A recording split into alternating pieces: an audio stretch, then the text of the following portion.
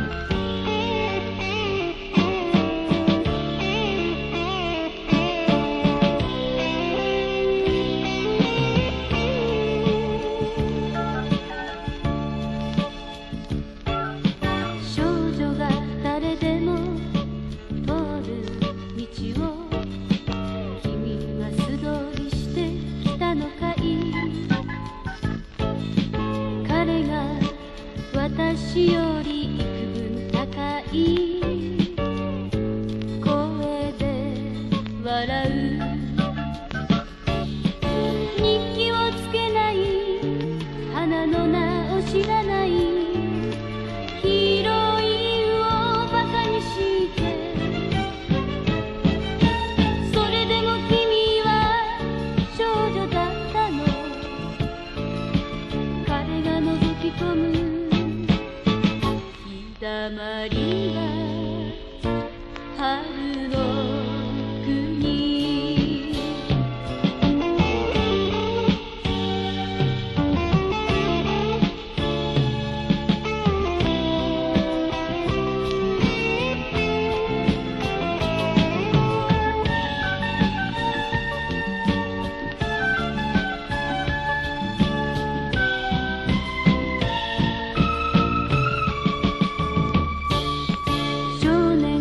誰でも嘘吹くことを君も同じようにしたかしら。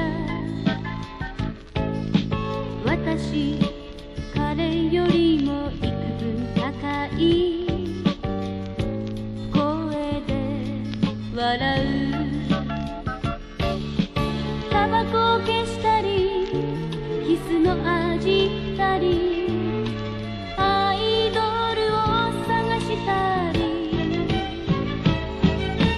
それなら君は少年だったわ。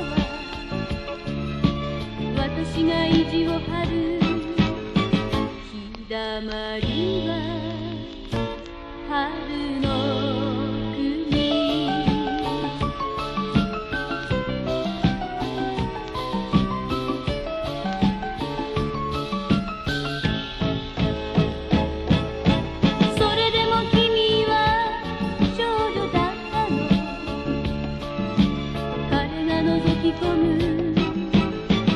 日だまりは春の国。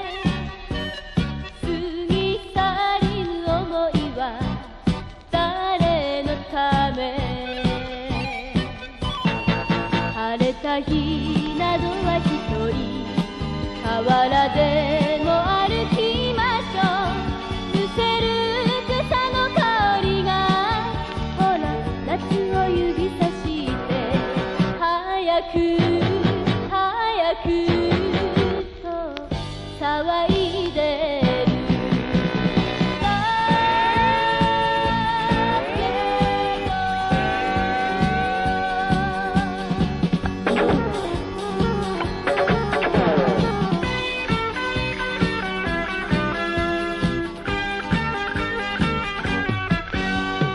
やるせない鼓動は誰のため、恥じらいの手紙は誰のため。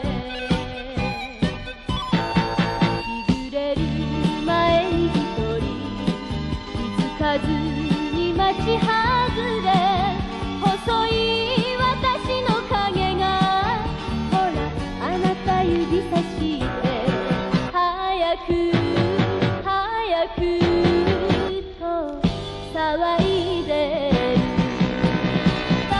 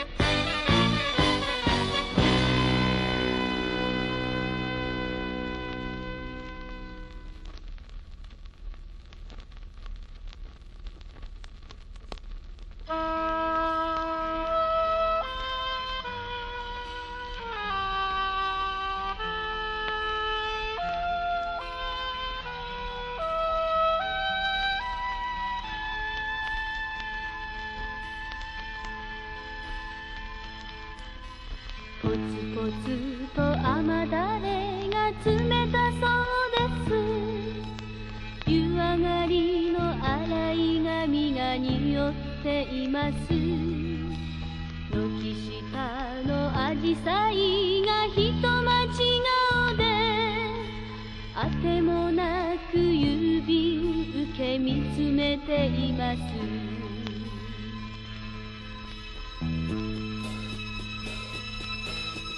ふるさとを後にして一年過ぎて、少しずつ一人暮らしにも慣れたけど、寂しさにかじかんだ私の心、ふるさとのぬくもりを追いかけてます。これで本当にいいのでしょうか。私ここにいていいのでしょうか。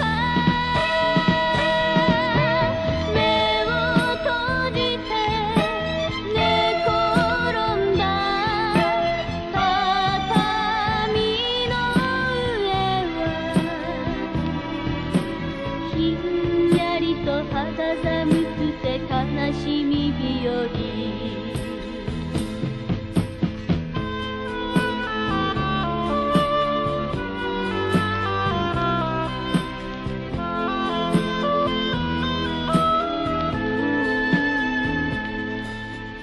ほこり舞うあぜ道でバスに乗ったら、母さんが下を向いて涙隠した。私なら一人でも大丈夫よと、何気なく笑顔なんか見せたあの時、もっとそばにいてあげたかったよ。遠い田舎町懐かしすぎる。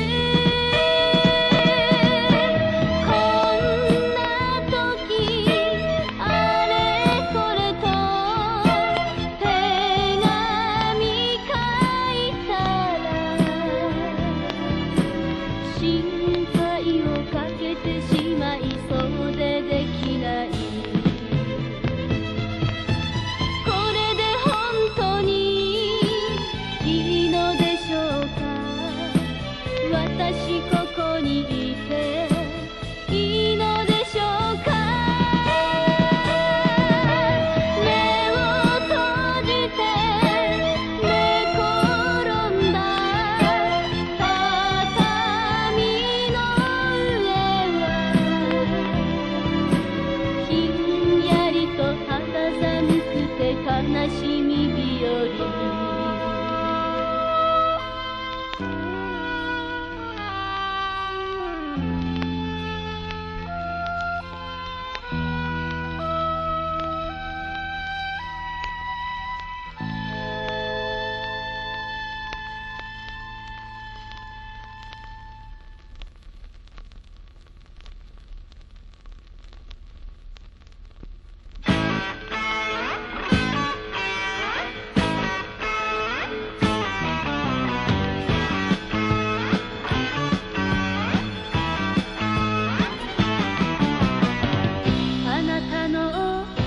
瞳を見ていても、もう何もかもがわからない。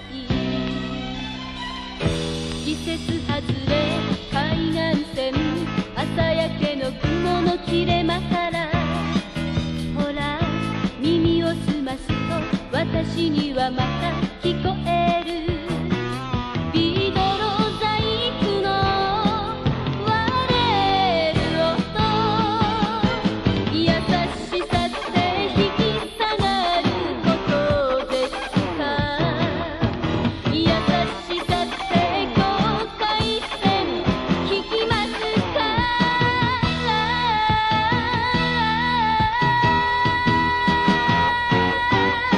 恋する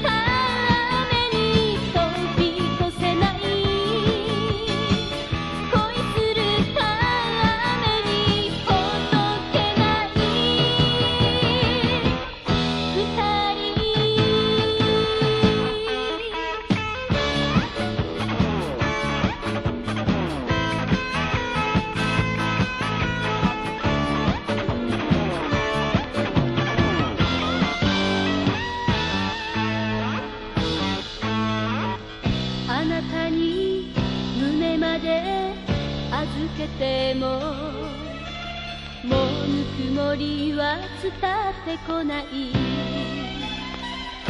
人の気配、この葉も舞う、色あせた時の隙間から、ほら耳を塞ぐと私へとまた吹雪いてる。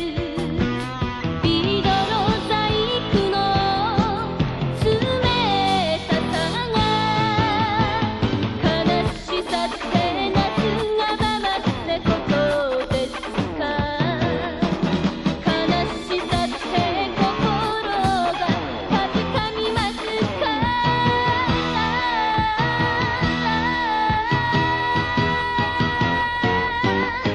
恋するゆえに飛び越せない、恋するゆえにほどけない二人。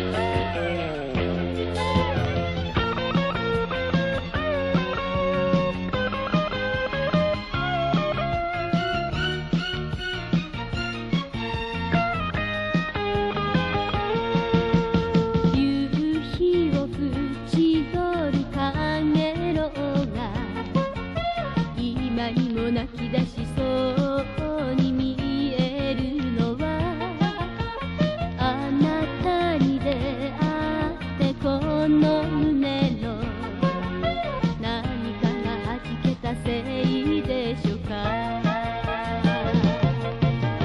離れていても体中あなたの視線を浴びるようで、生きてることがとてもくすぐったいんです。なんせ風よあなたにこの眩しさを伝えてくださいな、心を込めて。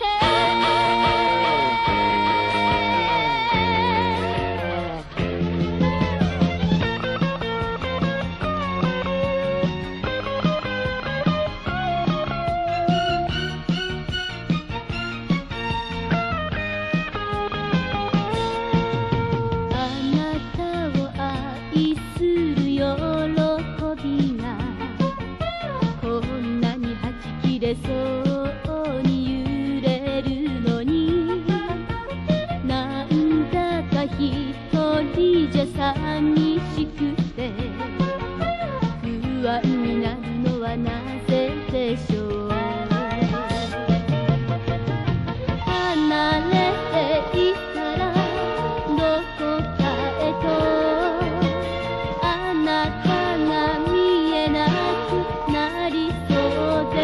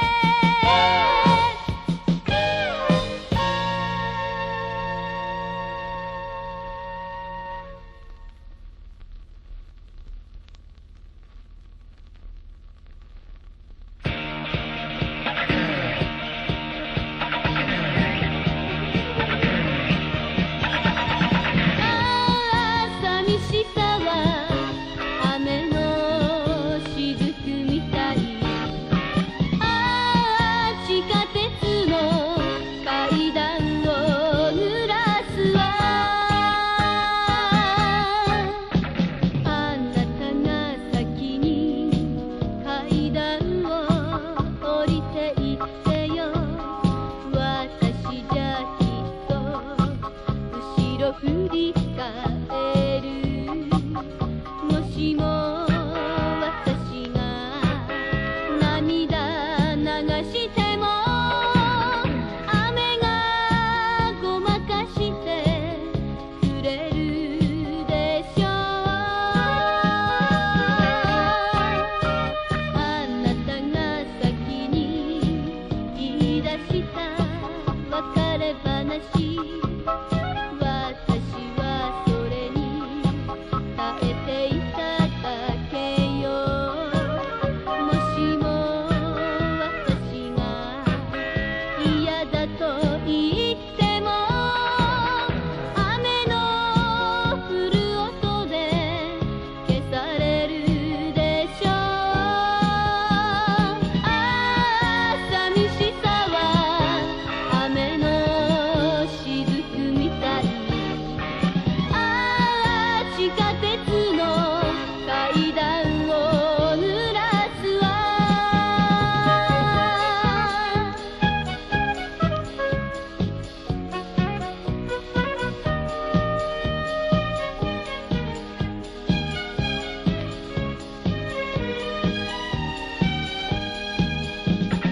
あなたは先に悲しみを脱ぎ捨ててね。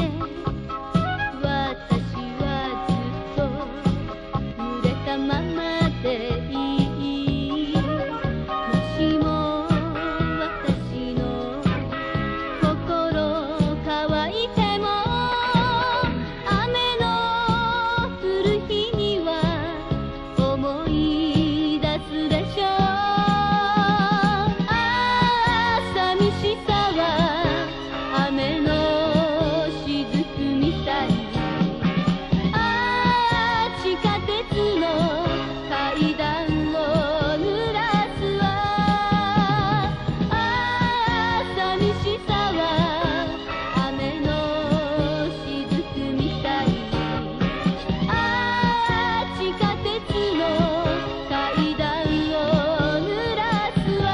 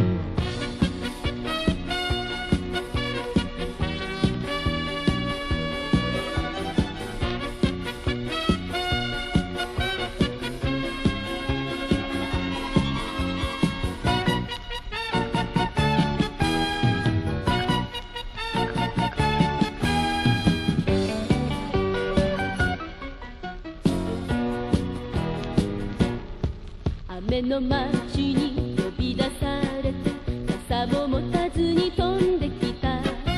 私髪を切りすぎたのまるで男の子みたいよ。水無月の雨の色大粒の真珠なの。揺れる私のまつげの先にもにじむ。フラワーレインに濡れて取引の船に乗り見知らぬ街あなたと漂うの。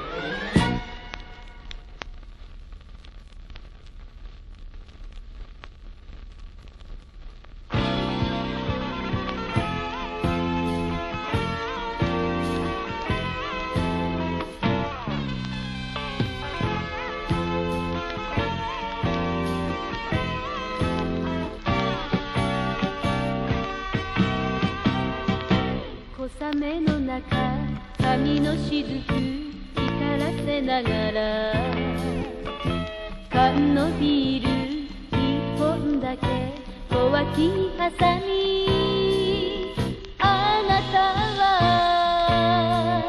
駆け込んでくるわ向かい合わせ座り直し見つめられれば不思議なほど息は白く声まで見える言葉は胸に伝えるのいつもこんな風二癖三癖通り越し静けさだけが取り囲むこんな日にはとても夢の中に落ちてゆけない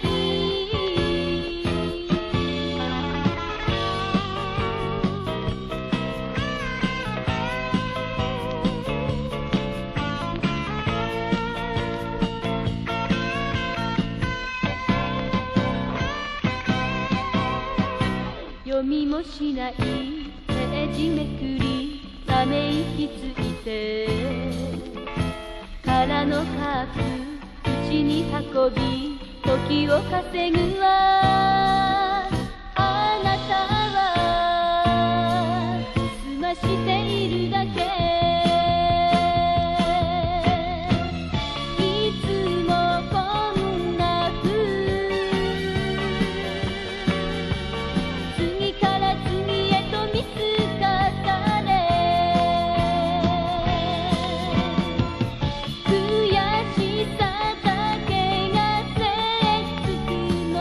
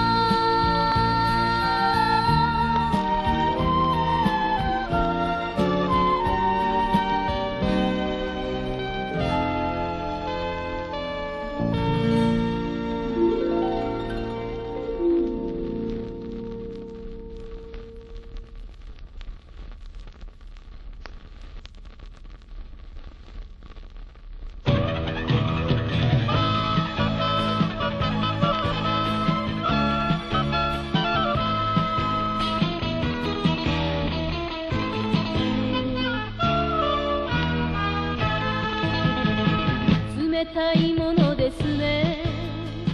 この頃のあなた、一つ一つの仕草が気になる矢先なのに冷たいものですね。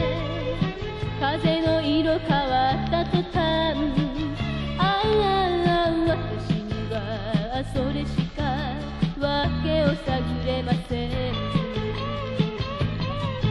どっちみちあなたのことだもの、どっちみち置いてきぼりにするのでしょう。季節の変わり目を恋の変わり目にして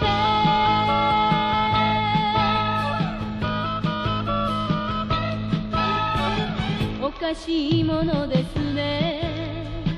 この頃のあなた、一つ一つの言葉が気になる矢先なのにおかしいものですね。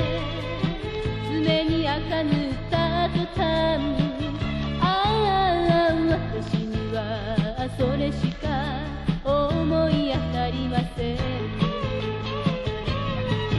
どっちみちあなたのことだもの、どっちみち黙りこくっているのでしょう。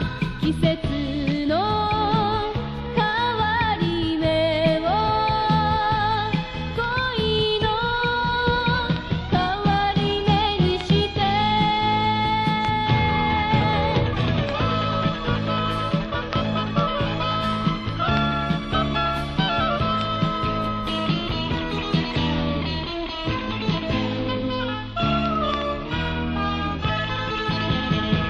気まずいものですね。近頃の二人、一つ一つの思いが気になる矢先なのに気まずいものですね。髪の毛を切った途端、ああ私にはそれほど意地は張れません。どっちみちあなたのことだもの、どっちみち高をくくっているのでしょう。季節の変わり目を恋の変わり目にして季節の変わり目を恋の変わり目にして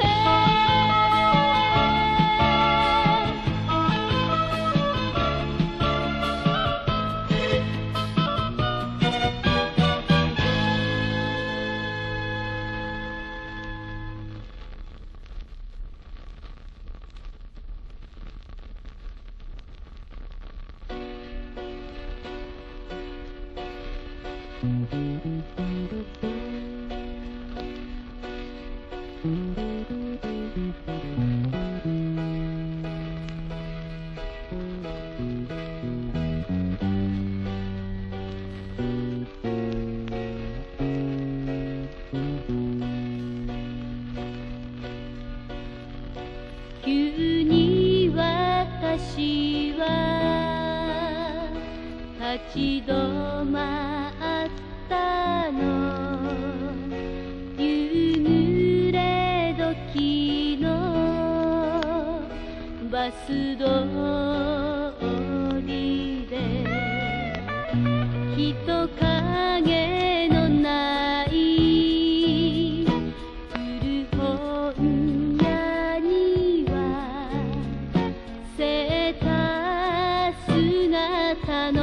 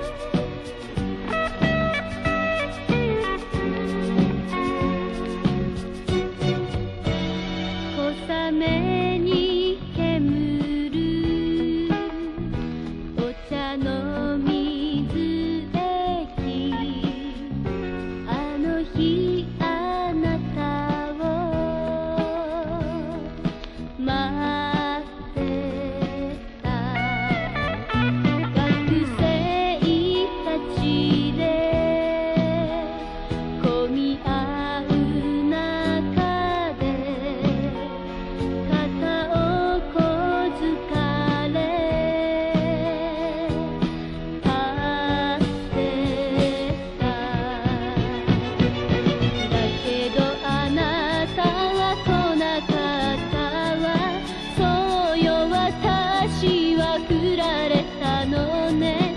それでも愛しい。だけどこのままで立ち去るわ。一人思い出を抱きしめて。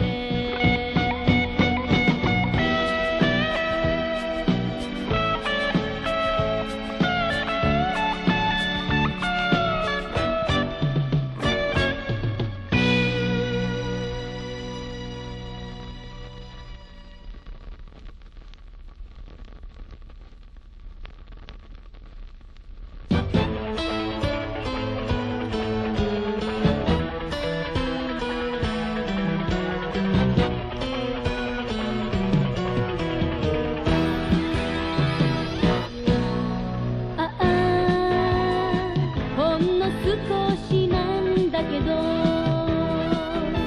ああ、飛ばしてしまう、飛ばしてしまおうと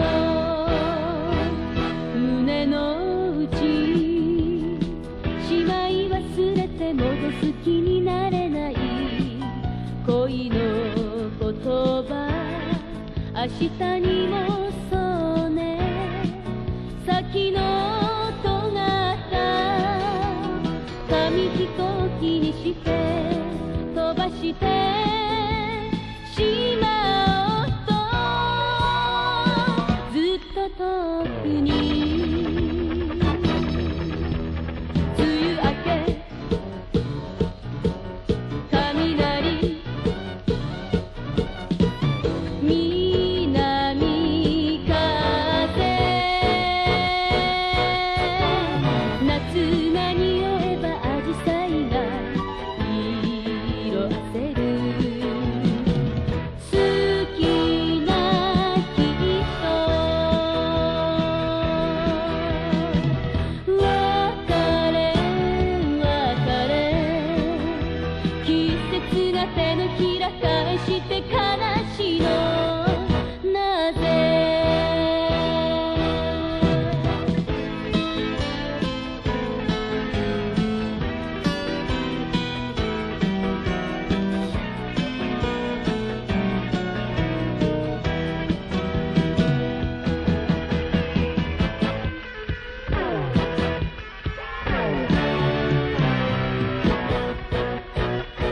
心持ち手元が触れてお気に入りだったの。二人の写真今夜にもそうね。一足早く紙吹雪にして飛ばしてしまおうと、ずっと向こうに夕暮れ風鈴浴衣がけ、恋が匂えば宝泉が思い出す。好きな人、別れ別れ、季節が手のひら返して悲しいのなぜ。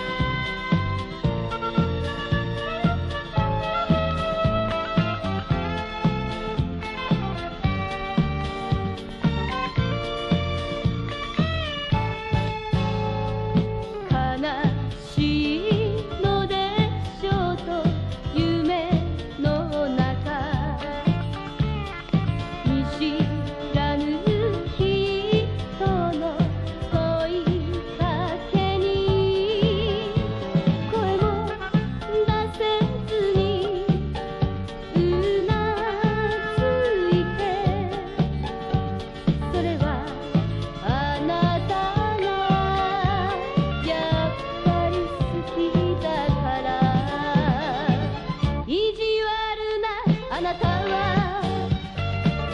いつでも坂の上から手招きだけを繰り返す私の前にはガラス坂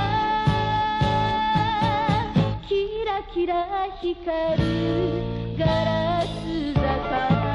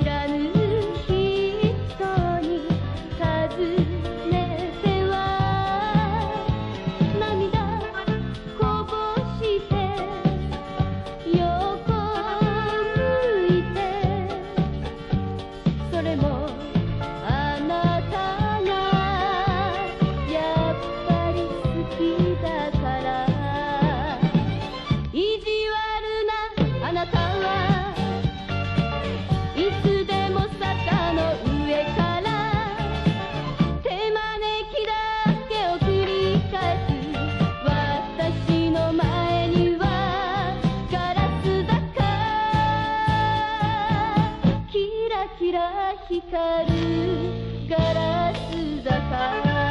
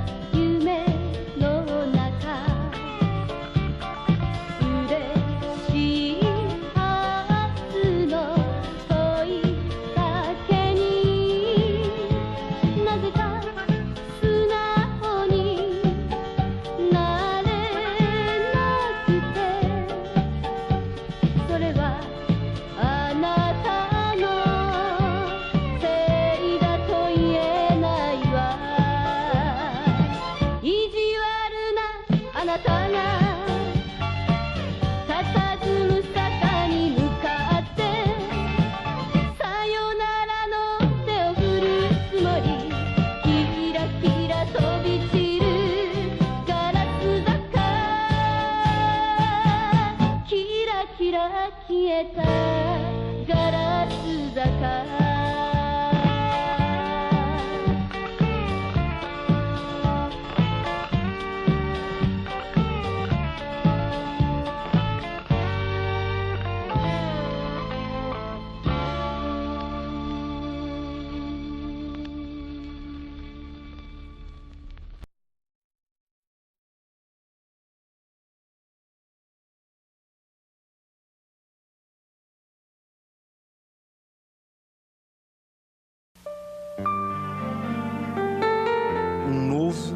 Claro Brasil surge, indeciso, da pólvora. Meu Deus, tomai conta de nós.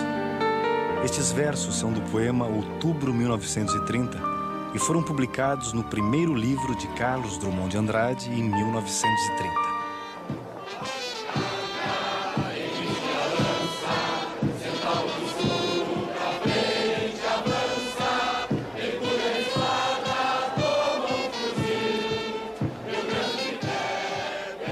Carlos Alberto Richelli é o herói do filme Sonhos Sem Fim, no papel do pioneiro do cinema gaúcho Eduardo Abelim. Ele foi contaminado pela mesma euforia que tomou conta do país quando estourou a Revolução de 1930 e embarcou na esperança de que estava nascendo um novo Brasil. A Revolução levou 21 dias para chegar ao Rio de Janeiro. O Palácio Guanabara, residência oficial do presidente da República, e o Palácio do Catete, sede do governo federal, foram cercados. O presidente Washington Luiz recusou as intimações que recebeu da junta militar para renunciar. Foi preso no dia 24 de outubro e levado para o Forte de Copacabana, de onde embarcaria para o exílio.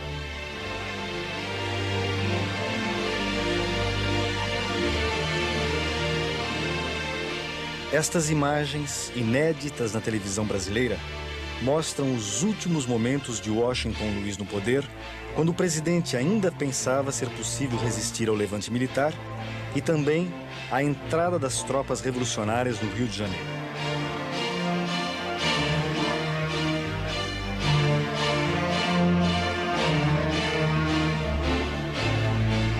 Quando Washington Luiz foi deposto em outubro de 1930, multidões saíram às ruas para comemorar por todo o Brasil. Edifícios públicos foram tomados, os jornais governistas empastelados. A República Velha desaparece. Uma República Nova se anuncia.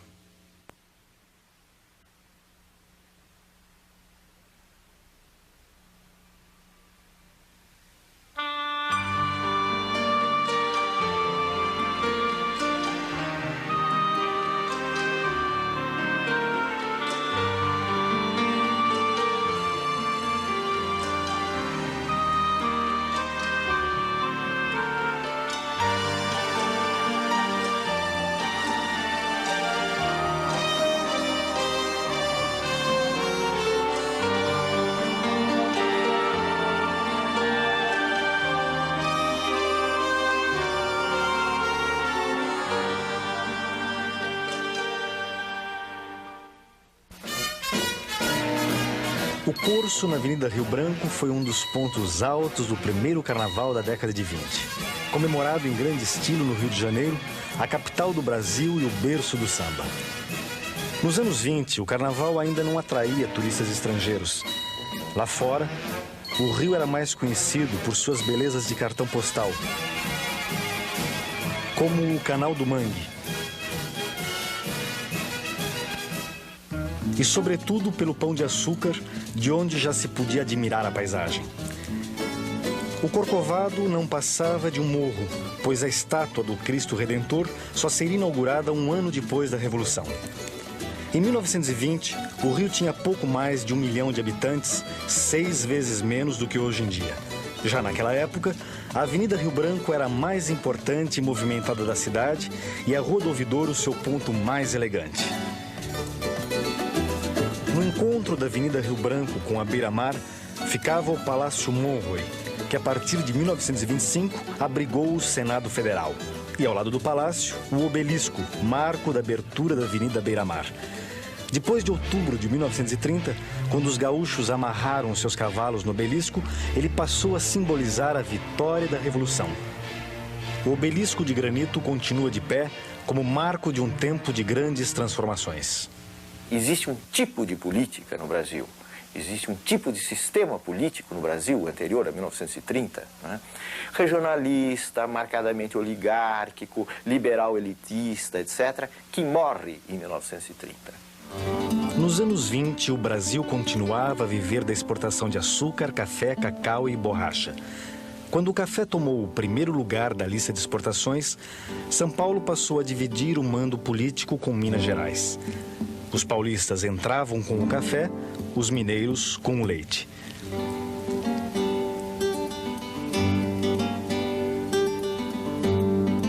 Na velha República, os grandes proprietários rurais de São Paulo faziam os presidentes da República e controlavam as decisões econômicas. E havia sempre um banquete para sacramentar essas decisões. Dos 11 presidentes eleitos da República Velha, apenas 2 não eram de São Paulo e Minas. Mas em nenhum governo, o café deixou de ser generosamente beneficiado. Toda vez que os preços do produto oscilavam no mercado internacional e as exportações caíam, o governo entrava em cena tomando empréstimos no exterior e comprando a produção excedente para restabelecer o nível dos preços. Mais de 60% da população brasileira vivia no campo, produzindo a riqueza do país, mais distante das grandes decisões nacionais. Na República Velha, os presidentes eram eleitos por menos de 3% da população. As mulheres não tinham direito a voto, nem os analfabetos, que representavam 50% da população adulta. O voto, por sua vez, não era secreto, facilitando a fraude e o voto de cabresto. Na hora da eleição, quem Quem dava as cartas eram os coronéis.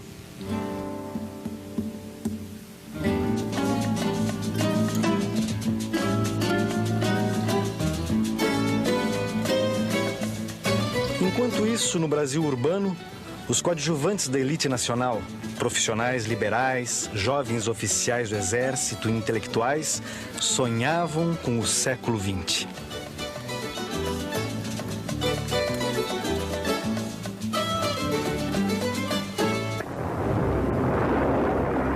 Um século que, na verdade, só havia começado em 1914 com a Primeira Guerra Mundial.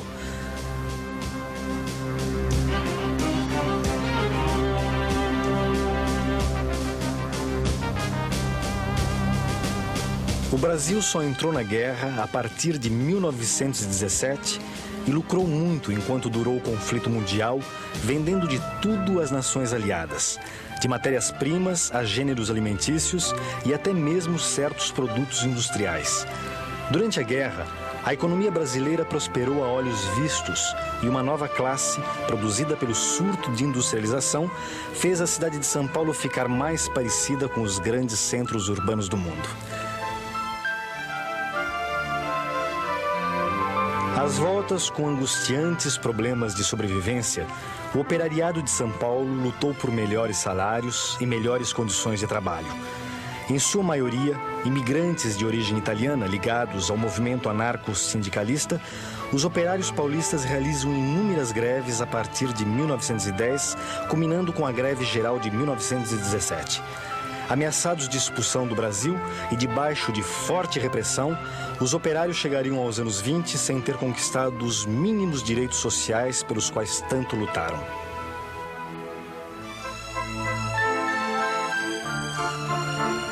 Depois da Primeira Guerra, a situação da classe operária no Brasil piorou ainda mais, com a retomada da produção industrial nas nações aliadas. Da noite para o dia, o Brasil perdeu o mercado externo e começou a ser invadido por produtos manufaturados no exterior. Também vindo de fora, em setembro de 1920, chega ao Brasil um herói da Primeira Guerra, o rei Alberto da Bélgica, o primeiro monarca europeu a visitar o país. Recebido em Belo Horizonte pelo presidente da República, Epitácio Pessoa, e pelo presidente do estado de Minas Gerais, Arthur Bernardes, vistos nessa cena tomando a carruagem, o rei Alberto foi a Sabará. Dessa visita, resultou a criação da Companhia Siderúrgica Belgo-Mineira, que tornaria o Brasil menos dependente do mercado externo de laminados de aço e um pouco mais próximo da modernidade industrial. Um ano depois da visita do rei Alberto, Arthur Bernardes entrava firme na campanha presidencial. Candidato da situação à sucessão de Epitácio Pessoa, Arthur Bernardes, como era de praxe na República Velha, foi apresentar sua plataforma na capital da República. Teria feito melhor ficando em Minas. 6 dias antes de sua partida para o Rio, o jornal Correio da Manhã publicara cartas injuriosas aos militares atribuídas a Arthur Bernardes. Numa dessas cartas, o ex-presidente Hermes da Fonseca era tratado de sargentão sem compostura. Essas imagens, as mais antigas de uma campanha presidencial no Brasil, dão a impressão de que Arthur Bernardes abafou em sua visita ao Rio. Na verdade, depois de ter sido recebido festivamente por seus correligionários, o cortejo do candidato foi estrepitosamente vaiado pela multidão tão logo entrou na Avenida Rio Branco. A insatisfação explodiria no ano seguinte, na primeira das revoltas militares que levariam à Revolução de 30. A partir de 1930, os políticos tiveram que incorporar na sua retórica muita coisa para satisfazer as reivindicações populares. Foi a primeira vez, por exemplo, em que a retórica oficial admitiu que havia miséria no Brasil, que havia uma desigualdade gritante, que o trabalhador tinha direitos. Em 1922, no aterro que tomou um pedaço da Bahia para ampliação do centro do Rio, pavilhões dos estados brasileiros e de 50 países estrangeiros foram construídos para um evento muito especial. Era a Exposição Internacional, inaugurada a 7 de setembro para comemorar o centenário da independência. Faraônicos e de gosto duvidoso, Já faz tempo que esses pavilhões foram abaixo. Atraindo milhares de visitantes, inclusive do exterior, a exposição teve de tudo. Desde vinho do Porto a objetos de decoração, passando naturalmente por equipamentos industriais e até por invenções aparentemente estapafúrdias. Uma das maiores atrações foi o avião que acabara de completar a primeira travessia do Atlântico. Com a exposição, o Brasil fez um balanço de suas atividades econômicas e as nações industrializadas começaram a reconquistar o mercado brasileiro que haviam abandonado durante a Primeira Guerra Mundial. No dia da inauguração, o presidente Epitácio Pessoa discursou através de um estranho aparelho que naquela mesma noite transmitiria a ópera O Guarani diretamente do Teatro Municipal. O rádio acabara de chegar ao Brasil. Estávamos definitivamente condenados à modernidade.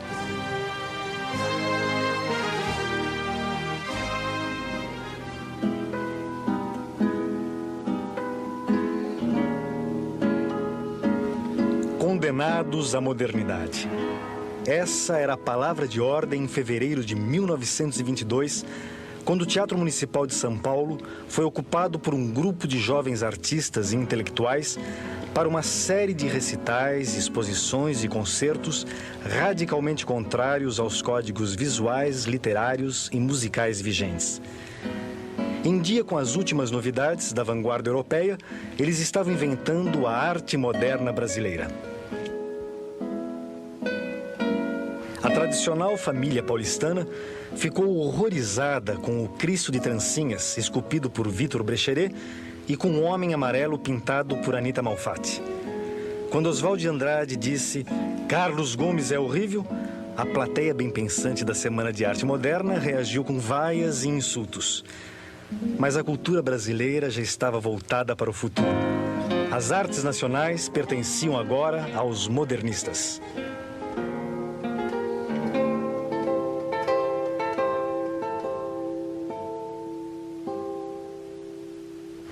Menos de um mês depois da Semana de Arte Moderna, Arthur Bernardes é eleito presidente da República.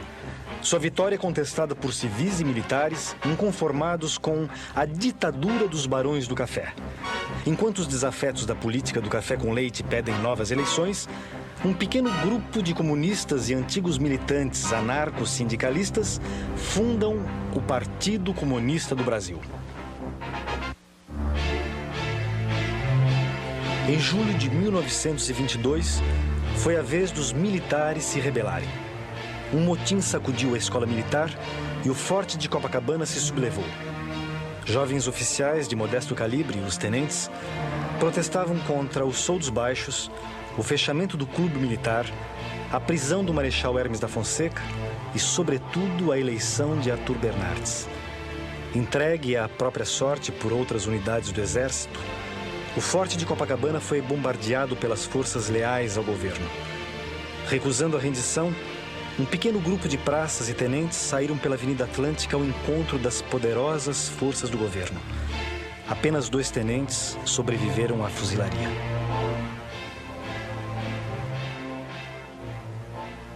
Então, nesse sentido, a revolta de 22 foi uma revolta de sentido muito corporativo, quer dizer, uma revolta muito ligada à questão dos chamados brios do exército que teriam sido ofendidos. Mas é claro que, de um ponto de vista mais amplo, ela está refletindo uma insatisfação geral de certas camadas e camadas urbanas da sociedade e, sobretudo, está refletindo uma insatisfação da posição do exército no interior do sistema político da Primeira República. Depois da revolta do Forte de Copacabana, o Brasil sucumbiu a um longo estado de sítio que Epitácio Pessoa deixou de herança para seu sucessor. Empossado em novembro de 1922, Arthur Bernardes jogou duro com a oposição.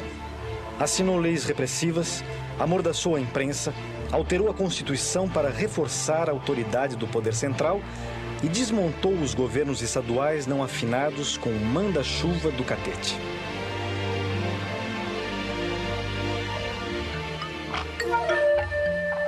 Numa noite em que as obrigações do poder lhe deram folga, Arthur Bernardes assistiu em palácio à projeção deste filme, No País das Amazonas, do mesmo pioneiro Silvino Santos, que filmou a exposição da independência.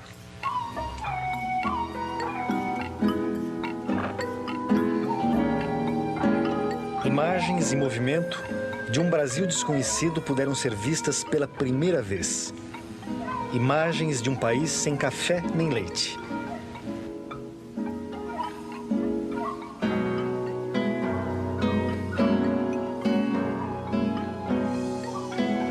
O Brasil dos primeiros brasileiros. Nos anos 20, havia mais de 500 mil índios no Brasil. Hoje não chegam a 200 mil.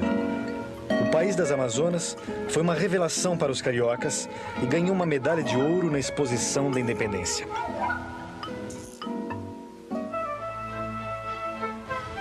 Fora do círculo do poder, as elites civis tinham como símbolo máximo da sua insatisfação a figura de Rui Barbosa. Candidato 3 vezes derrotado à presidência da República, Rui Barbosa havia sido o grande líder da campanha civilista, o primeiro movimento significativo de opinião pública a agitar a República Velha. Em 1923, a grandiosidade destas homenagens póstumas atestam que os ideais da campanha civilista continuavam de pé. Voto secreto, maior autonomia para os estados, menos poder para os militares, eram bandeiras que já mobilizavam multidões. Civis contra militares, tenentes contra o governo federal e, em alguns estados, conflitos entre facções locais. A política do Rio Grande do Sul estava dividida desde a proclamação da República. Em janeiro de 1923, explode a Guerra Civil. De um lado, Borges de Medeiros, eleito pela 5ª vez presidente do estado que governou durante 25 anos. Do outro lado estão os federalistas, que contestam os resultados das eleições com denúncias de fraudes. Eles apelam para uma intervenção federal e acabam se levantando em armas contra o governo estadual. A Guerra Civil dura 9 meses, com confrontos militares em todo o estado. Boa parte dos pampas cai na mão dos rebeldes, mas eles não conseguem conquistar as cidades mais importantes. Nomeado tenente-coronel das tropas leais ao governo estadual, Getúlio Vargas assume o comando do 7º Corpo Provisório, uma tropa irregular de civis recrutados. Getúlio não chega a participar dos combates. Ele já estava no Rio como deputado federal, quando o Tratado de Pedras Altas encerrou a Guerra Civil que havia durado quase um ano. O governador eleito, Borges de Medeiros, manteve seu mandato, mas sem poder se reeleger. Borges de Medeiros seria sucedido no governo estadual pelo próprio Getúlio Vargas. Para os revolucionários, para aqueles que a gente ficou conhecendo como tenentes, a questão democrática era uma questão de segunda ordem. 1924. São Paulo, depois de ter sido bombardeada pelo exército. Chegara a vez dos tenentes paulistas se rebelarem, ocupando a capital do estado. A data do levante não podia ter sido mais bem escolhida. 5 de julho, segundo aniversário da revolta do Forte de Copacabana. A permanente insatisfação nos quartéis atingira o seu ponto de ebulição com a recente condenação de tenentes acusados de pretenderem, pela violência, mudar a forma de governo e a Constituição do país.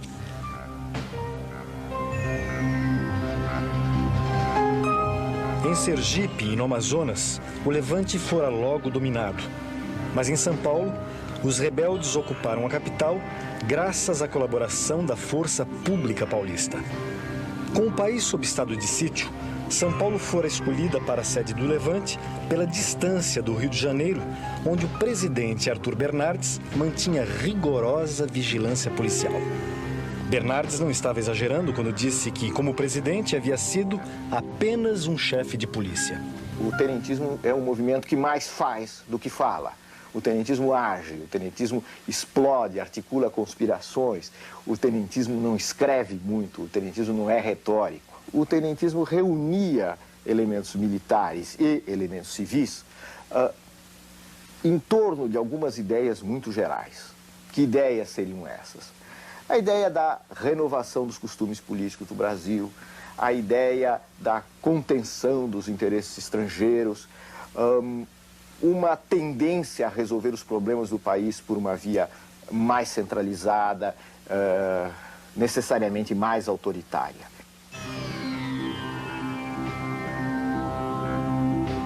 Cercados pelo exército após 3 semanas de ocupação, os tenentes abandonam São Paulo para evitar que a cidade seja ainda mais sacrificada pelo bombardeio.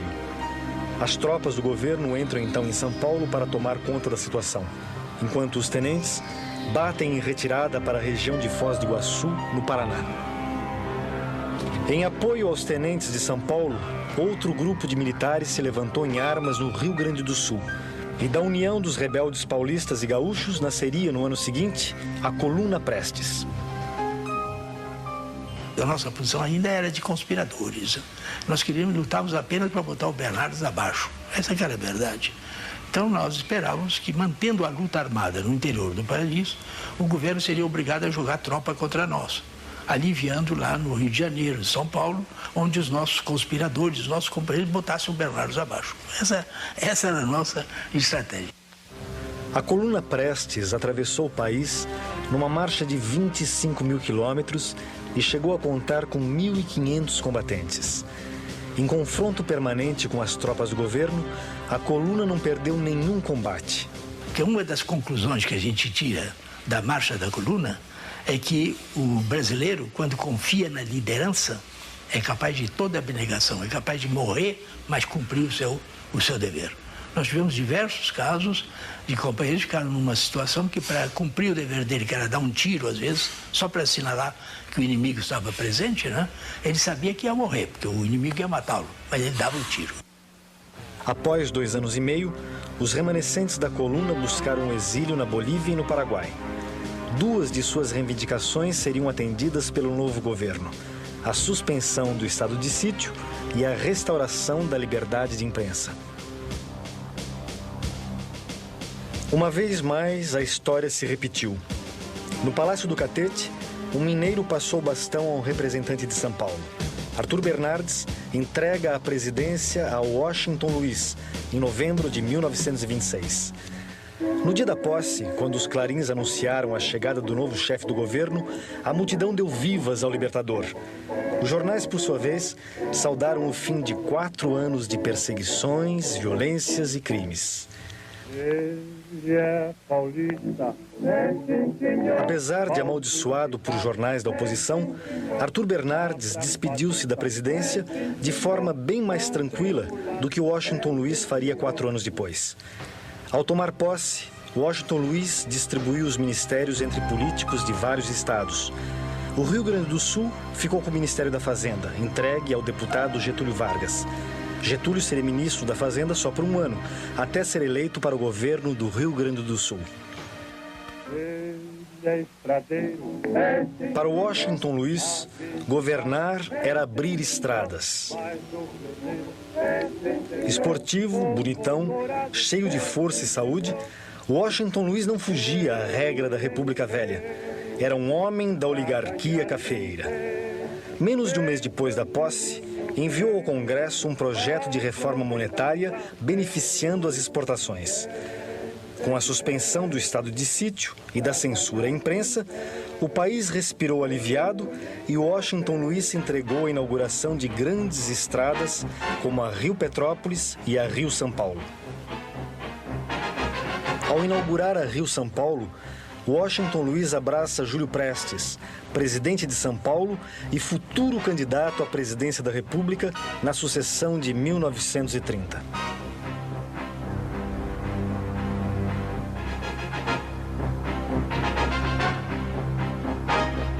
Ainda em 1928, o presidente eleito dos Estados Unidos, Herbert Hoover, visitou o Brasil.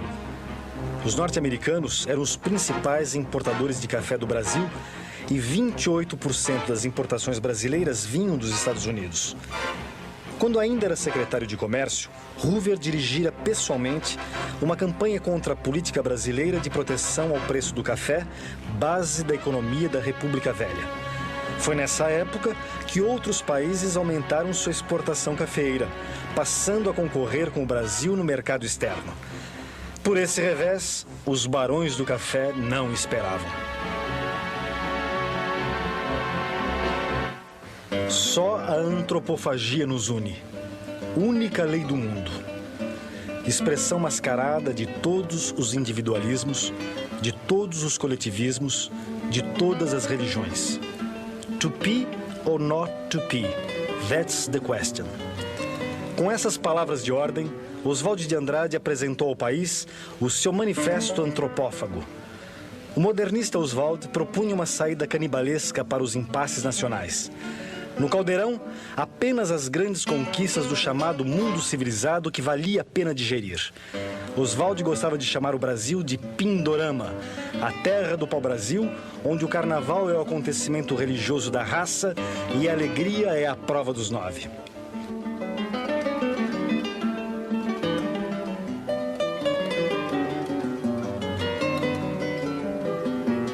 Como se vê, 1928 foi um ano dedicado à especulação sobre o que nós somos, tínhamos e precisaríamos ter. Quando o ano terminou, já tínhamos em todas as bancas do país a revista O Cruzeiro. E nas livrarias, um clássico da literatura modernista, Macunaíma, de Mário de Andrade. Ai, que preguiça.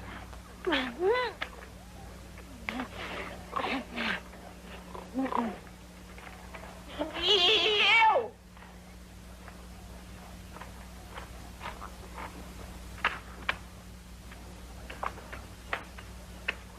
Isso é tripa! Pois é, e pra você tá muito bom.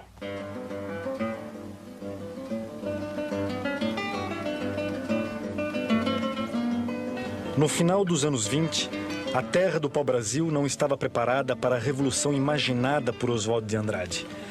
Pindorama ainda tinha vergonha. Uma outra revolução acabou vindo, mas precisou de uma ajuda de fora. Em 30 há alguma coisa que a história tradicional dizia, que me parece verdadeira. Há uma revolução de alguns estados contra outros estados. Há, de algum modo, uma revolução contra São Paulo. 29 de outubro de 1929, uma terça-feira negra. Da noite para o dia, milhões de ações mudaram de mãos na Bolsa de Nova York. Aturdidos pela especulação, os investidores entram em pânico, perdem a confiança no mercado e o preço das ações despenca, gerando falências em cadeia. Milionários amanhecem sem nada.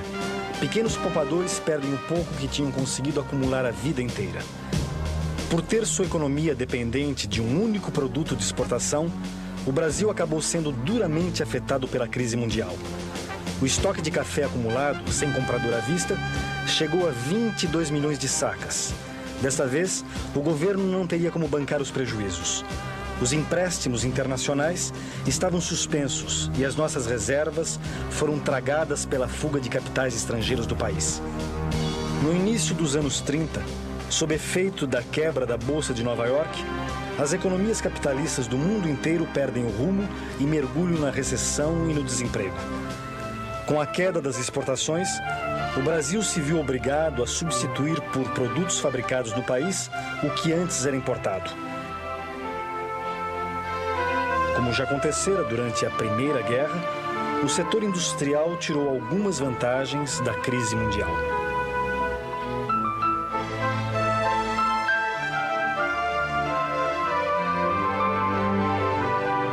E foi ainda sob o impacto da crise do café que as eleições dobraram a esquina. Mudando as regras do jogo, Washington Luiz indica um paulista à sua sucessão, o presidente de São Paulo, Júlio Prestes. Como era a tradição na República Velha, o candidato da situação vai ao Rio apresentar sua plataforma de governo num grande banquete. Em nome da continuidade administrativa do seu governo, Washington Luiz impusera como candidato um novo representante do café, Os mineiros se sentiram traídos e romperam a velha aliança conservadora do café com leite para formar a Aliança Liberal. Como candidatos de oposição a Júlio Prestes, foram escolhidos Getúlio Vargas e João Pessoa, representantes do Rio Grande do Sul e da Paraíba. Anistia, voto secreto, voto feminino, jornada de 8 horas foram bandeiras que mobilizaram multidões em torno dos candidatos de oposição. A Aliança Liberal incluía desde conservadores, como o presidente de Minas, Antônio Carlos Ribeiro de Andrada, até os tenentes, tidos como radicais pelos próprios aliancistas. Antônio Carlos se notabilizou por ter dito: façamos a revolução antes que o povo a faça. Todos queriam o poder, mas tinham horror do povo. Os tenentes viam a questão operária da pior maneira possível. Né?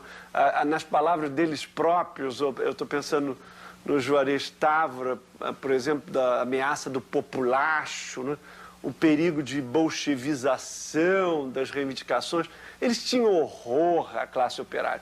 Para a maioria dos tenentes, eu arriscaria dizer quase, para a totalidade dos tenentes, o movimento operário era alguma coisa demoníaca e que deveria ser evitada e controlada. Os industriais paulistas não tinham dúvida sobre quem deveriam apoiar. O Centro das Indústrias de São Paulo lança manifesto apoiando o candidato do governo. Para os industriais, a vitória de Júlio Prestes seria a garantia da execução integral do programa financeiro do governo de Washington Luiz. Candidato do governo, apoiado pelos industriais, Júlio Prestes também foi capaz de mobilizar multidões. Na campanha, além de grandes recursos financeiros, contou ainda com outro trunfo: o rádio. Sua candidatura modernizou as campanhas políticas no Brasil, fazendo do rádio um eficaz veículo de propaganda. Até um jingle Júlio Prestes teve de graça: a marcha Seu Julinho Vem, gravada por Francisco Alves para o Carnaval de 1930.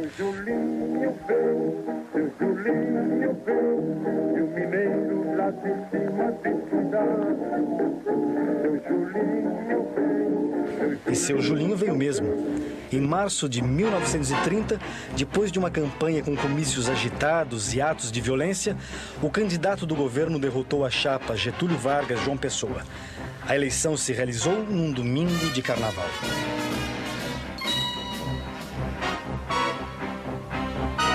A primeira reação da oposição foi reconhecer a vitória de Júlio Prestes, apesar das suspeitas de que a fraude eleitoral fora generalizada. Alguns se limitaram a contestar os resultados, outros se lançaram na conspiração revolucionária. Os setores mais jovens da Aliança, gente como Oswaldo Aranha, no Rio Grande do Sul, por exemplo, tinham uma perspectiva de alteração brusca do sistema que os velhos oligarcas tradicionais, como Borges de Medeiros e outros que estavam na Aliança, certamente não tinham. E o curioso é notar que um homem relativamente jovem, como Getúlio Vargas, e que acabou sendo a figura de proa do movimento de 30, era um dos que mais hesitava na perspectiva de uma ruptura. Os tenentes, por sua vez, contavam com a liderança de Luiz Carlos Prestes. Mas Prestes, refugiado em Buenos Aires, já estava em outra e lança um manifesto contra a Revolução. Esse manifesto, antes de eu lançar, eu chamei os tenentes a Buenos Aires para informar a eles. Então veio João Alberto, veio Siqueira Campos, veio Djalma Dutra, Miguel Costa, o Isidoro e outros estiveram lá. E eu li: olha, eu vou publicar esse manifesto, porque já estou farto desses entendimentos com Getúlio, ele não quer saber de nada, ele está enganando a todos nós. Além disso, ele não vai fazer revolução alguma. O que ele quer é substituir a oligarquia paulista, que está em decadência, com o preço do café que foi lá para baixo, pela oligarquia gaúcha. No Brasil, a conspiração vai perdendo gás. Enquanto o presidente eleito, Júlio Prestes, visita os Estados Unidos, retribuindo a visita que o presidente Hoover fizera a Washington Luiz em 1928. Chega a vez de Getúlio Vargas lançar um manifesto. Ele critica o processo eleitoral, mas propõe a aceitação do resultado e pede calma aos ânimos mais exaltados. Recebido com todas as honras de chefe de Estado, Júlio Prestes ficou ao todo 9 dias nos Estados Unidos, visitando Washington e Nova York. Nessa época, o Brasil já pertencia mais à esfera de influência norte-americana do que à inglesa, embora a dívida externa ainda fosse calculada em libras. Mas além da importação de matérias-primas brasileiras e financiamentos, os americanos já eram os principais investidores externos no Brasil. E quando, no Brasil, tudo dava a entender que o ímpeto revolucionário estava perdido e a conspiração suspensa, um tiro mudou o rumo da história. João Pessoa, sou João Dantas. João Pessoa, candidato derrotado à vice-presidência na chapa de Getúlio Vargas, é assassinado. Por trás do crime, rixas pessoais e divergências ligadas à política local, sem vinculação com um projeto revolucionário. João Pessoa era contrário à revolução. Ele tinha sido, no decurso de sua vida, um dos promotores da justiça militar. E como assassinato, ele passou a ser o líder da própria revolução que ele condenava. Porque ele chegou a dizer a Batista Lousado, num certo momento, que ele preferia 10 Júlio Prestes a uma revolução. O assassinato de João Pessoa foi o pretexto que faltava para reagrupar todas as facções da oposição e reiniciar a conspiração.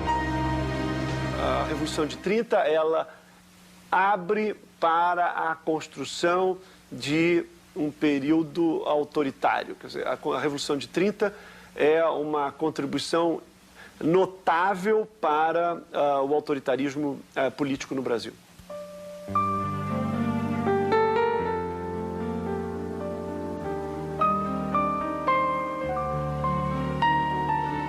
No revolucionário ano de 1930, o Brasil recebeu a visita do Zeppelin. A gaúcha Yolanda Pereira ganhou o concurso de Miss Universo.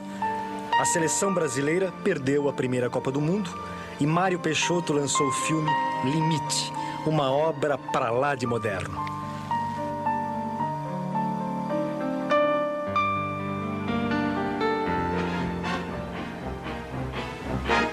Após o assassinato de João Pessoa, em julho de 1930, os contatos são retomados com o Estado-Maior Revolucionário. E uma primeira data, 25 de agosto, é marcada e depois cancelada por falta de preparo. Falava-se tanto de revolução em 30 que já ninguém mais acreditava que ela iria acontecer. Mas dessa vez, as lideranças mais jovens da Aliança Liberal e os tenentes conseguem convencer os indecisos que chegará a hora de colocar a tropa na rua e a data definitiva do levante é marcada.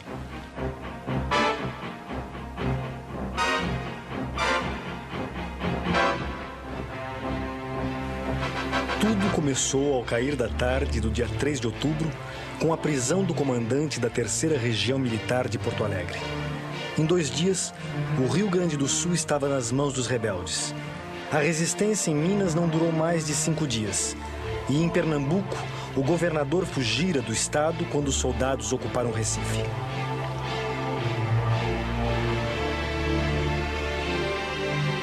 Uma semana depois de iniciado o levante, o Estado-Maior Civil e Militar do movimento é recebido em festa no Paraná, onde o Exército já havia deposto o presidente do estado.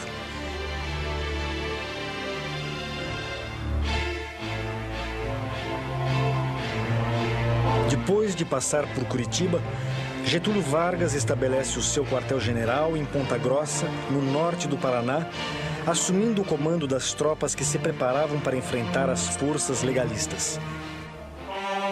No Rio de Janeiro, mal informado pelo seu Estado-Maior, o presidente Washington Luiz ainda acredita na possibilidade de dominar a situação. As tropas do governo concentram-se em torno da cidade de Tararé, no sul do estado de São Paulo, à espera do que seria o maior confronto armado da América do Sul. Com as principais regiões do país já controladas pelas tropas rebeldes, um novo fator desequilibra a balança do poder. Existe um desencontro entre forças econômicas de São Paulo e mesmo forças políticas de São Paulo e Washington Luiz, assim como o futuro presidente Júlio Prestes. Isso deriva da crise internacional, dos problemas do café, das respostas que o governo está encontrando para esse problema. Então, dentro deste quadro de perda de sustentação dentro de São Paulo e de crescente avanço das forças rebeldes, surge a intervenção da chamada Junta Pacificadora no Rio de Janeiro, que acaba por anular as últimas chances do governo Washington Luiz. Na hora H, não houve nada em Itararé. O maior confronto armado da América do Sul simplesmente não aconteceu.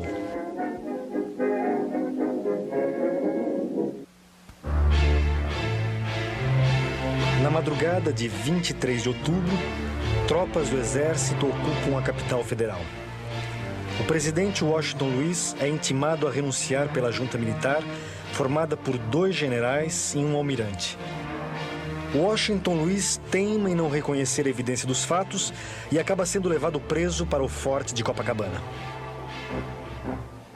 O avanço das tropas revolucionárias em direção ao Rio prossegue até que a junta militar concorda em reconhecer Getúlio como chefe de um governo provisório. A revolução vencera. A República Velha chegará ao fim.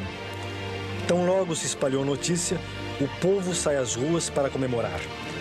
Jornais governistas são empastelados e os paulistanos invadem uma delegacia onde os presos costumavam ser torturados. Por onde passa, Júlio Prestes é vaiado pela multidão.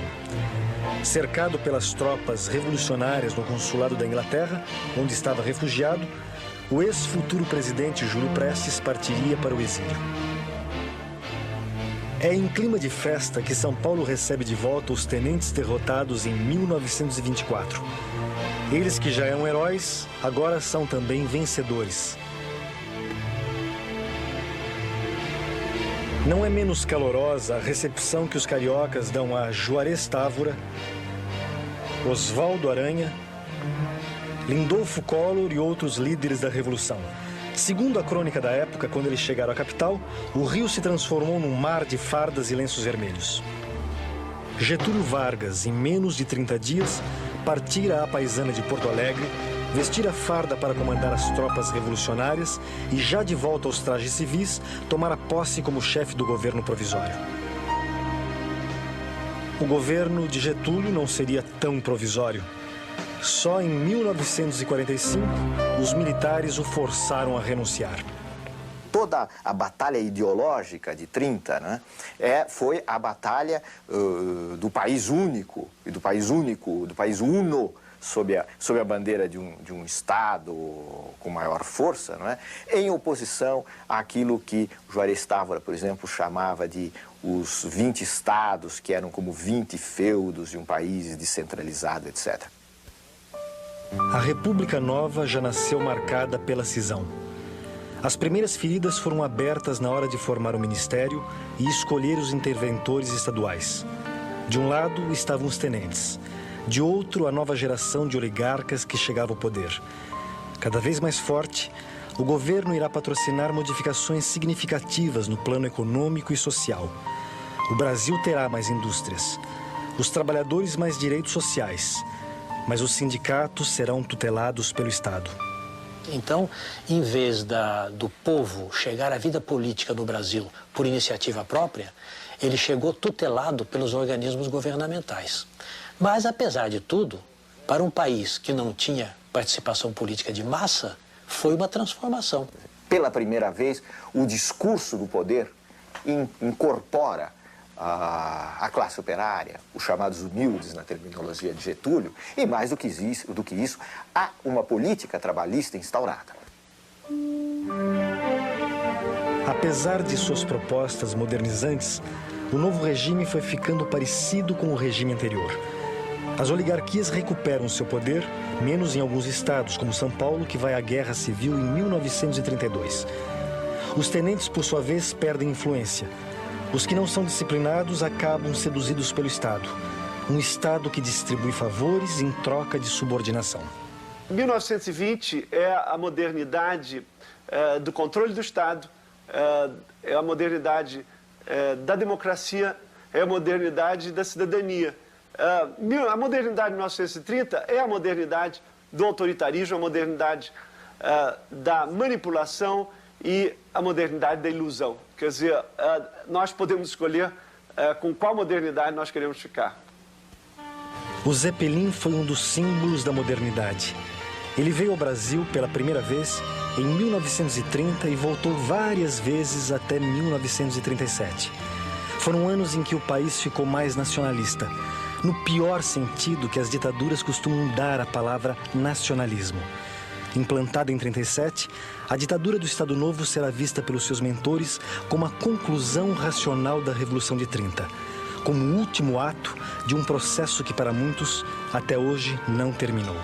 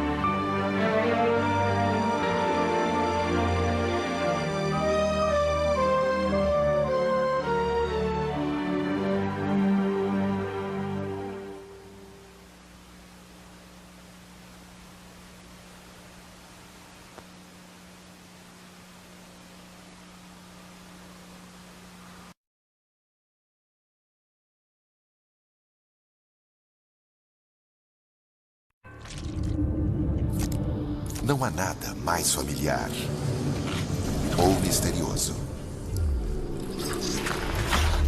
Nada mais impressionante em seu modo de agir. Nada cuja mecânica seja tão maravilhosa, cujos sentidos sejam tão apurados e cuja habilidade de compreensão seja tão assombrosa. Em uma fantástica viagem durante um só dia, estudaremos a fundo os milagres rotineiros do corpo humano. Hoje é um dia comum, mas extraordinário na vida da incrível máquina humana.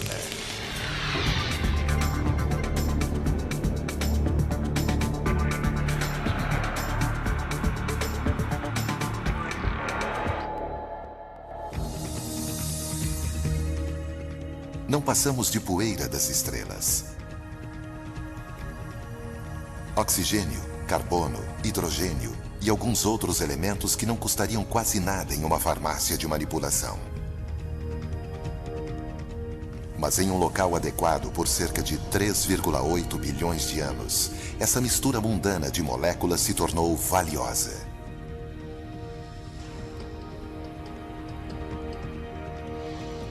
Há mais de 6 bilhões de seres humanos vivendo na Terra, e cada um de nós é o resultado da amalgamação de cerca de 100 trilhões de células microscópicas. Apesar de todos os humanos serem 99,9% idênticos, não há dois seres humanos exatamente iguais. Células, sentidos, músculos, ossos, coração, cérebro. Todos têm de unir forças apenas para nos acordar.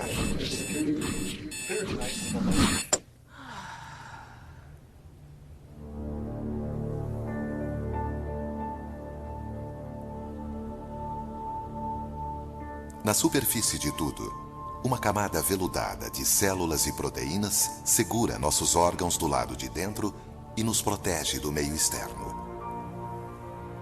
É nossa armadura, nosso radiador, nosso ingresso para o prazer e para a dor. É o maior órgão do corpo humano, a pele. A pele é macia e sedosa aos olhos e ao toque. Mas um olhar mais de perto mostra um cenário bem diferente. Aumentada 600 vezes, a camada mais externa de nossa pele não é nada mais do que células mortas, cheia de pequenas cavidades e ranhuras e incontáveis poros. Olhando ainda mais de perto, podemos ver centenas de milhares de bactérias habitando cada centímetro do nosso corpo.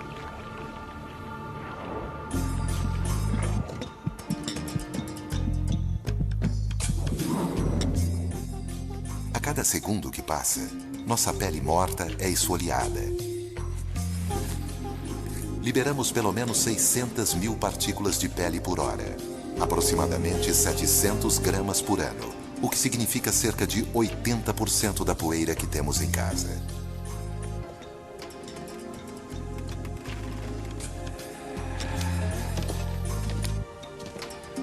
E há muita pele circulando.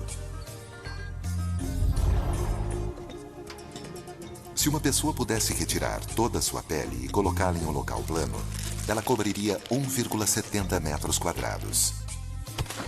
Apesar de seus poucos milímetros de espessura, ela pesaria cerca de 3 quilos. E estamos sempre produzindo mais. Um pouco mais de um mês, fabrica-se uma pele totalmente nova. O que significa que a pele não é completamente morta. Se olharmos mais abaixo da superfície da pele, encontraremos células se dividindo constantemente para substituir as células mortas da superfície. Quilômetros de vasos sanguíneos ramificam-se para os tecidos conectivos da pele, sem falar nas importantes terminações nervosas. –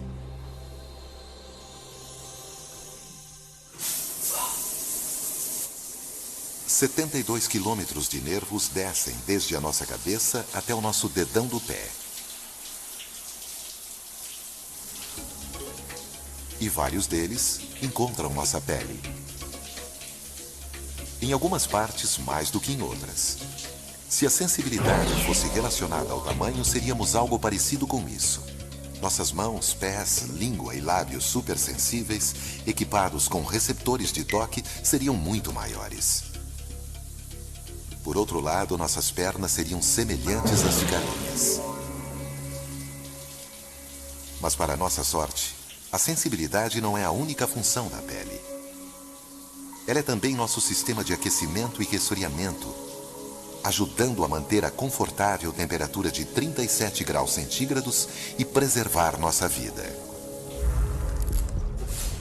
Por sua rede de vasos sanguíneos, a pele transporta até 1/3 do sangue quente recém-bombeado pelo coração.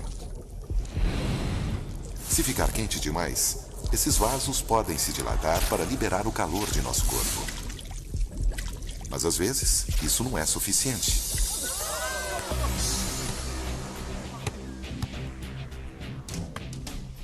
Exercícios físicos podem aumentar a nossa temperatura alguns graus acima do normal.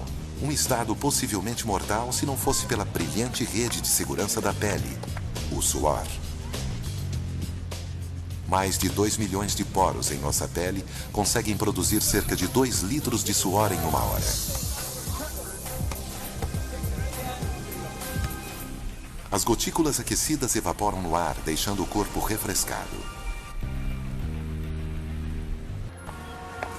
Limpos e penteados, nos aventuramos em um mundo barulhento logo pela manhã. Ao nosso redor, outras incríveis máquinas humanas saúdam o dia, todas de tamanhos e formas, cores e texturas diferentes. Mas de alguma maneira, todos possuímos a mesma pele. Embaixo da pele, cada um de nós possui quase o mesmo número de melanócitos, as células que injetam o pigmento escuro, a melanina, em nossos pelos, cabelos e pele, deixando-os coloridos. É apenas a quantidade de melanina que essas células produzem que determina se seremos negros ou brancos, morenos ou loiros. De um modo geral, quanto maior a quantidade de melanina em nosso organismo, mais morenos somos. É o mesmo componente químico que dá cor a um órgão sensorial muito diferente. Azuis ou castanhos, verdes ou cor de mel, eles são os órgãos sensoriais mais importantes que a incrível máquina humana possui. Nosso dia apenas começou e o grande milagre da visão já mostra o caminho.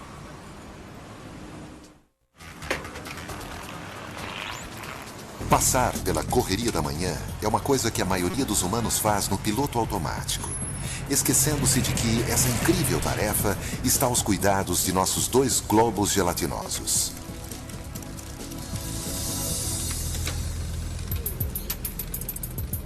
Os olhos estão posicionados na frente em nosso rosto por uma única razão.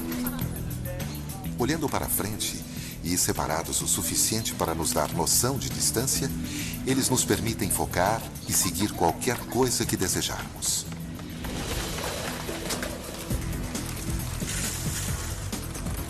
Em milésimos de segundos, nossos olhos localizam, seguem, focalizam e processam frações de imagens de 2,5 cm ou movendo-se a centenas de quilômetros por hora, permitindo-nos sentir e apreciar o mundo ao nosso redor, mais do que qualquer outro sentido.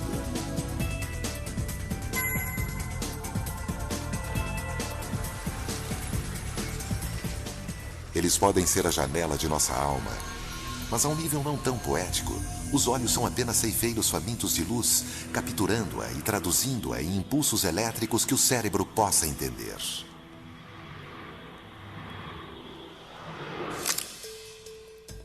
A luz chega primeiro à córnea.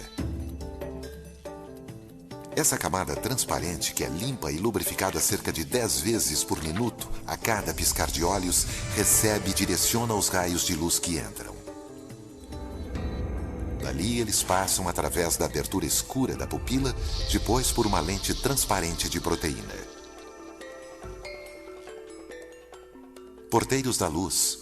Os músculos ao redor da íris colorida mantêm a pupila fechada para que não entre luz demais. Quando não há luz o suficiente, a íris relaxa e a pupila se abre. Em apenas uma fração de segundo, ela pode oscilar entre os 2 modos. Direcionada pela córnea e pelo cristalino, a luz vai para a parte mais gelatinosa do olho e para cima de sua parede anterior.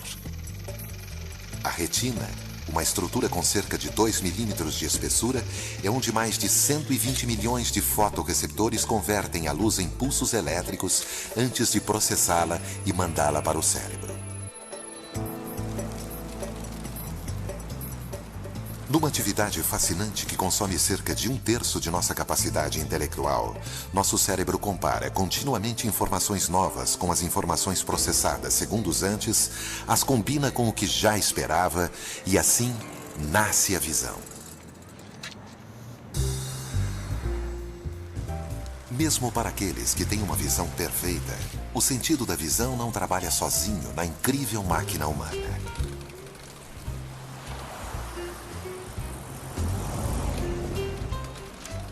Em cada lado de nossa cabeça, temos os microfones do corpo, os ouvidos. Mas os ouvidos fazem muito mais do que apenas ouvir. Eles nos dão equilíbrio, nos dizendo onde estamos em cada momento. Andar de bicicleta, pisar em terra firme, mergulhar, até mesmo aprender a andar, tudo isso seria impossível se não fosse pelo mecanismo complexo que há dentro de nossos ouvidos.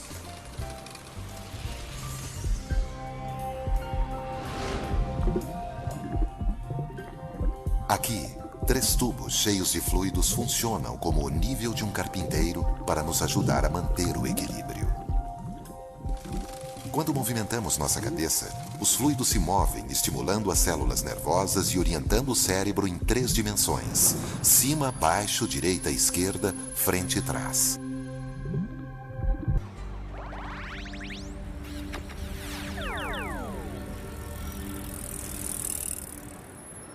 Nossos ouvidos fornecem outra sensação potente para enriquecer nossos dias. Toda vez que uma pessoa ou qualquer outra coisa se move ou vibra, criam-se vibrações no ar, ondas distintas que viajam em diferentes frequências, atingindo nossos ouvidos a cerca de 1.200 km por hora e produzindo sons.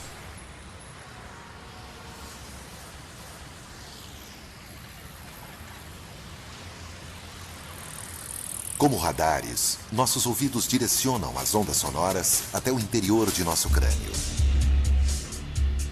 Nossos tímpanos vibram em sintonia com as frequências, movendo 3 minúsculos ossos, cada um do tamanho de um grão de arroz. Aumentando-se a imagem 20 vezes, podemos ver o ouvido ouvindo por dentro e por fora.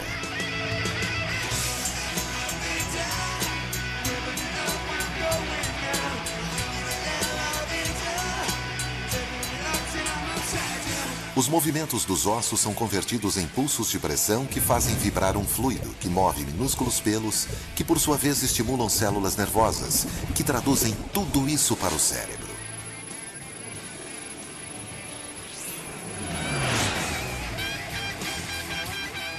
Um som, possivelmente mais do que qualquer outro, é música para nossos ouvidos. A voz humana. A voz é um instrumento incrivelmente versátil. Como vocalista do Aerosmith, Steven Tyler depende de suas cordas vocais para trabalhar.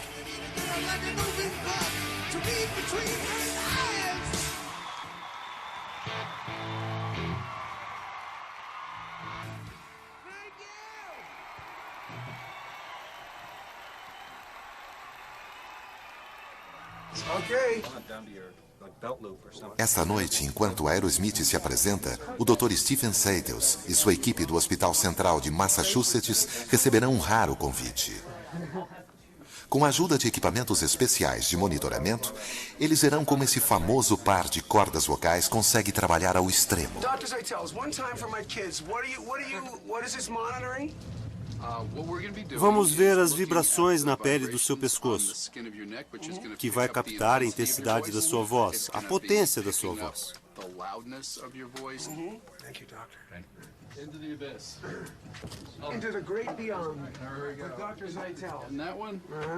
Nos bastidores do concerto de hoje, Seitels vai usar um endoscópio para examinar o aparelho fonador de Steven Tyler de perto.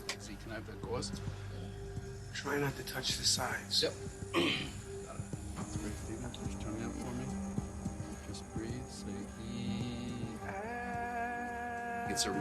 É uma rara perspectiva sobre como trabalha a voz de um cantor famoso. Medições em tempo real de um artista que está se apresentando para milhares de pessoas. Isso nunca foi feito antes.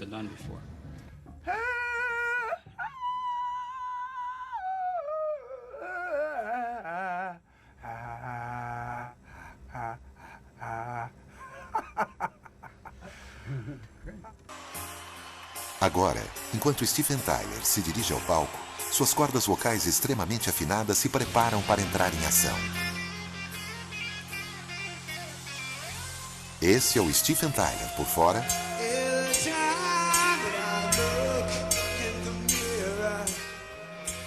e por dentro.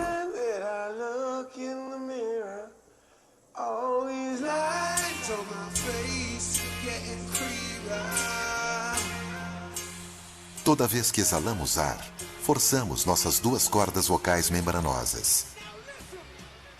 Quando as juntamos, elas vibram. Essas vibrações produzem som muito parecido com quando tocamos uma corda de violão e ela vibra. Músculos abrem e fecham as cordas vocais, mudando o tom da voz. Para produzir notas graves, as cordas vocais se afrouxam e vibram mais lentamente. Mas para esses falsetes, as cordas vocais se esticam ao máximo e vibram praticamente até o seu limite.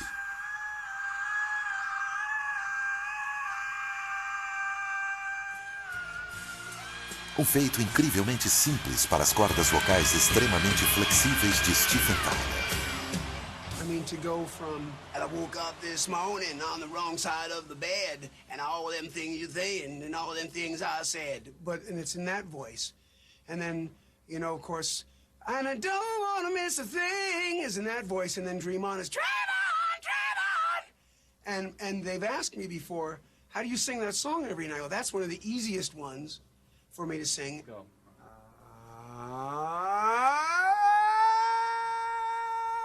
E a transformação dessas vibrações vocálicas em música acontece muito mais acima na garganta, boca, língua e nariz.